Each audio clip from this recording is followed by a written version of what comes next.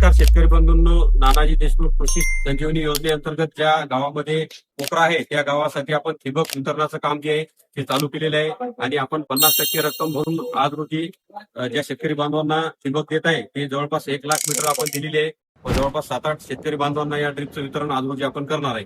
तर वाशिम जिल्ह्यातील सर्व शेतकरी बांधवांना सांगू इच्छितो की जे गावं नानाजी देशमुख कृषी संजीवनी योजनेअंतर्गत पोखरामध्ये येतात त्या गावांसाठी आपण 50% रक्कम ड्रीपचा भरणा करून ठिबकचं वाटप हे करतो व 80% अनुदान या ठिबकला पोखरण गावांसाठी मिळते. तर ज्या कोणाला ठिबक लागत असेल आम्ही स्क्रीनवर दिलेल्या नंबरवर तुम्ही संपर्क करू शकता. आणि लक्षात घ्या की पोखरा सोडून दुसऱ्या इतर गावांच्या शेतकरी बांधवांनी फोन करू नये, कारण फक्त योजना कृषी संजीवनी योजना नानाजी देशमुख या योजनेअंतर्गतच हे वाटप होणार आहे.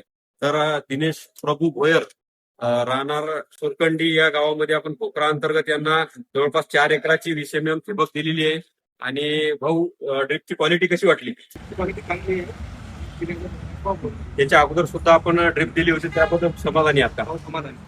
तर स्क्रीनवर दिसत असलेल्या नंबरवर तुम्ही कॉल करू शकता व आपली ठिबक आजच बुक करून घ्या.